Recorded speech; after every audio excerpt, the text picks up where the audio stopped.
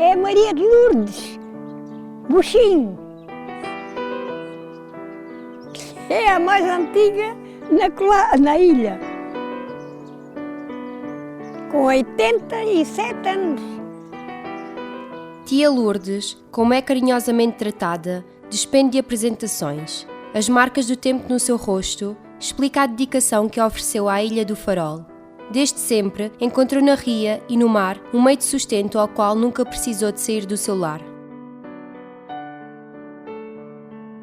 A sua casa é uma das centenas de outras casas consideradas ilegais pela Sociedade de Polis da Ria Formosa e que a qualquer momento correm o risco de serem demolidas.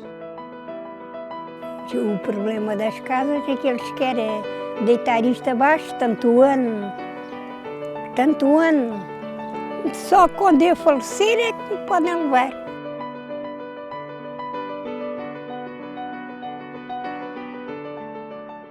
Portanto, nós estamos na Ilha da Colatra, núcleo do Farol. Portanto, a ilha divide-se em 3 núcleos, Farol, Ângares e Colatra. A ilha é só uma.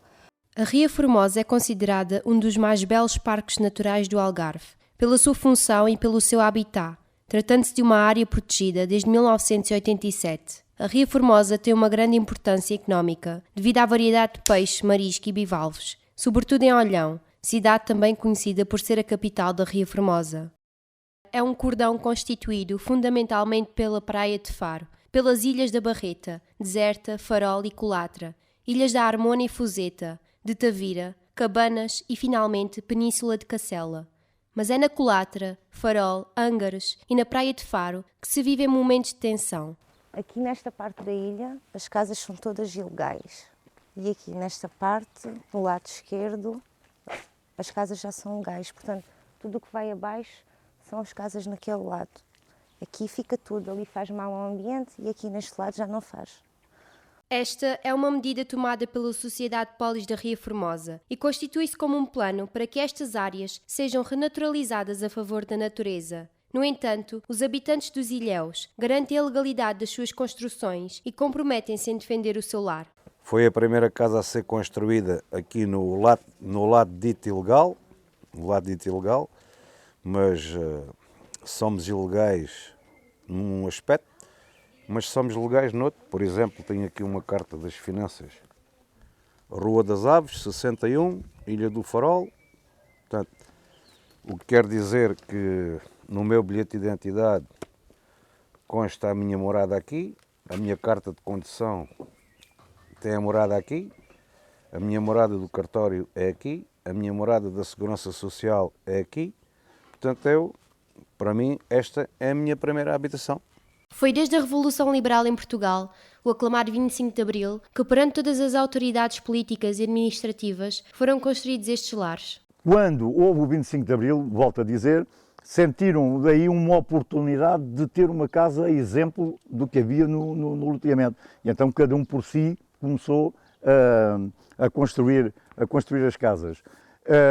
Construir com a anuência das autoridades. As autoridades todas elas existiam. Nós tínhamos aqui policiamento, aqui que era a Guarda Fiscal, tinha um posto, fazia patrulhas, assistia a tudo isso e condescendia, sempre houvesse apoio. Daí de ter nascido todo este conjunto de casas. Apesar da esperança ser a última a morrer, ao mesmo tempo nos habitantes nasce um sentimento de revolta em ver toda uma vida destruída. Isto é um abuso que estão a fazer em relação às pessoas depois deste mesmo Estado ter permitido que tudo isto se tivesse mantido durante 40 anos, não são 40 dias. 40 anos é o grosso, porque há casas aí que têm 60 anos. Não é brinquedo nenhum. E isto é como quem, não sei, para quem tem filhos, é capaz de sentir, é como quem mata um filho. Não é brinquedo, isto não é brinquedo nenhum. Os habitantes dos vários ilhéus lutam diariamente para que esta causa seja ouvida.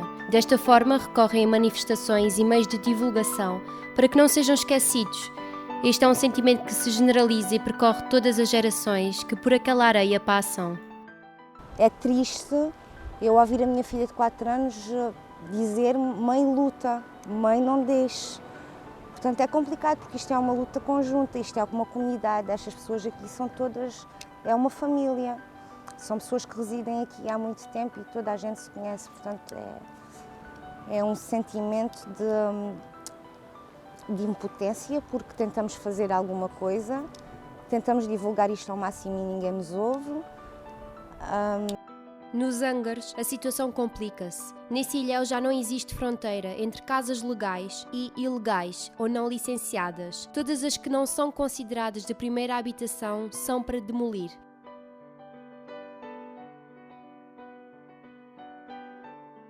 Contactámos a Sociedade Polis da Ria Formosa para obter esclarecimentos sobre as medidas que estão a ser implementadas nas ilhas. Após informação que as respostas seriam dadas por e-mail, continuamos a aguardar.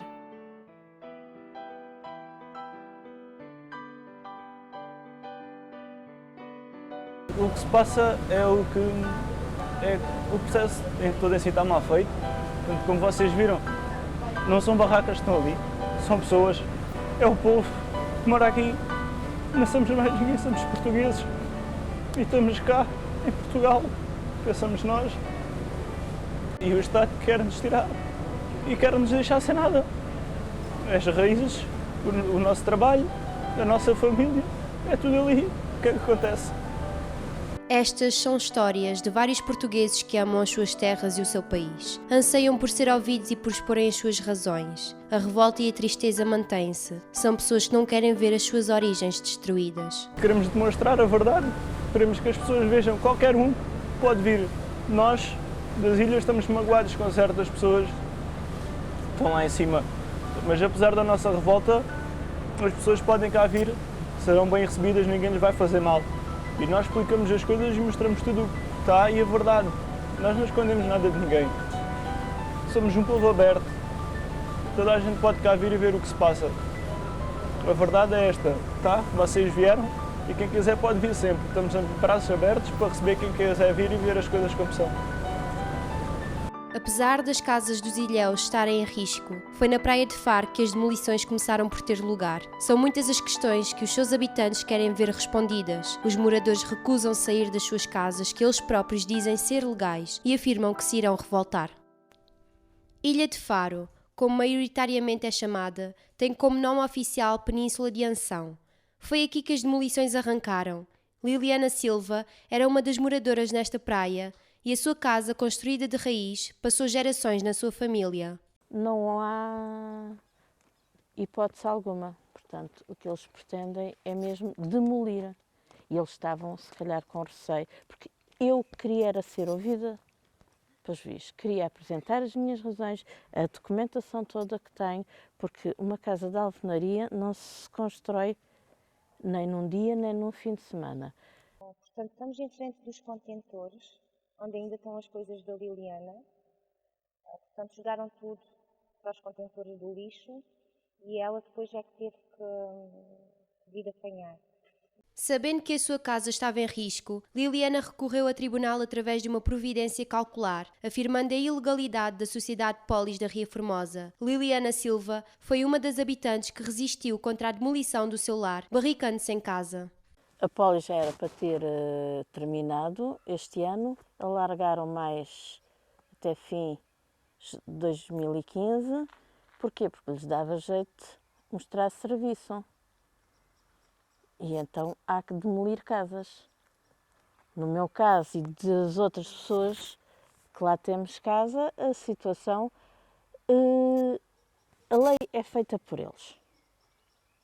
Eles querem demolir, vão demolir. Não esperaram que nós tivéssemos o resultado do tribunal.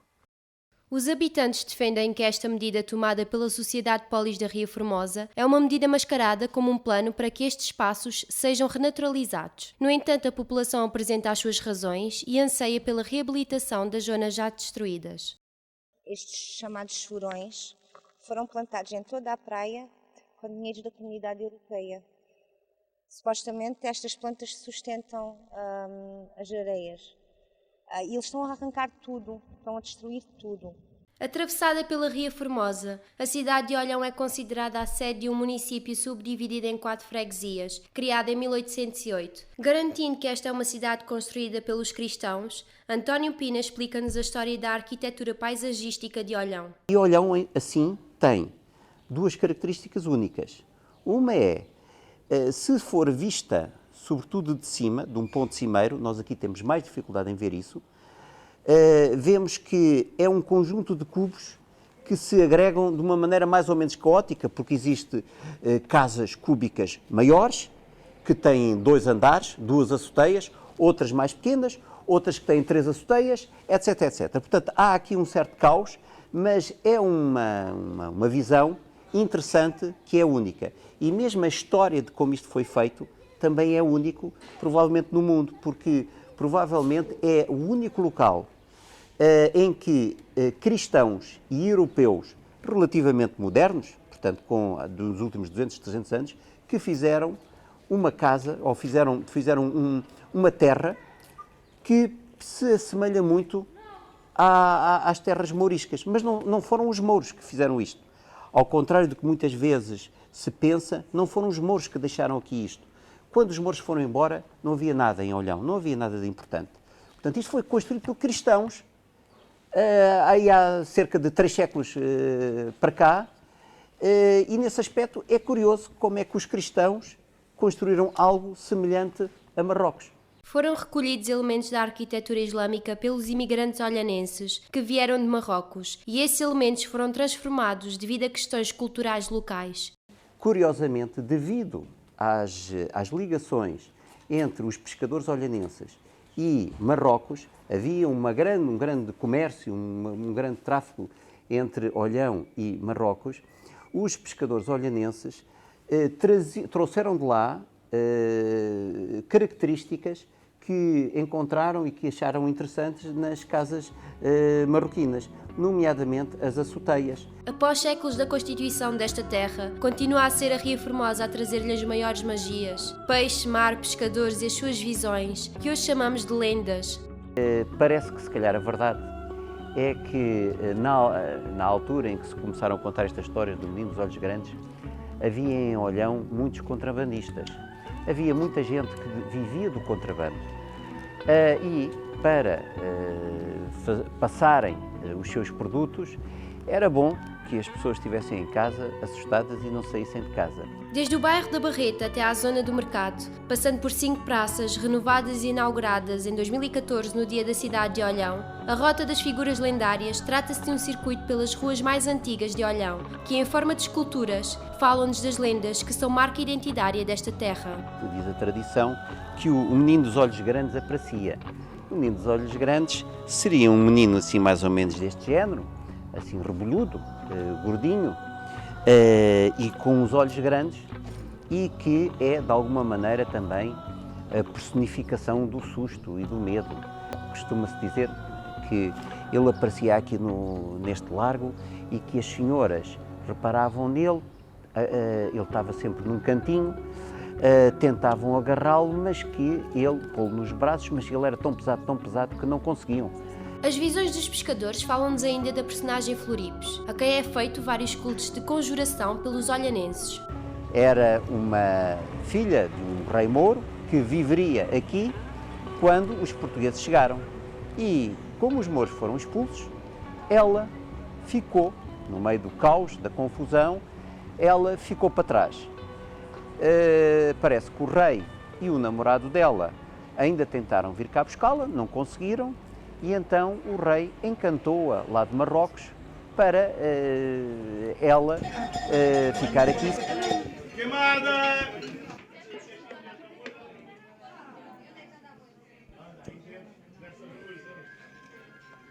Floripes, eu te esconjuro.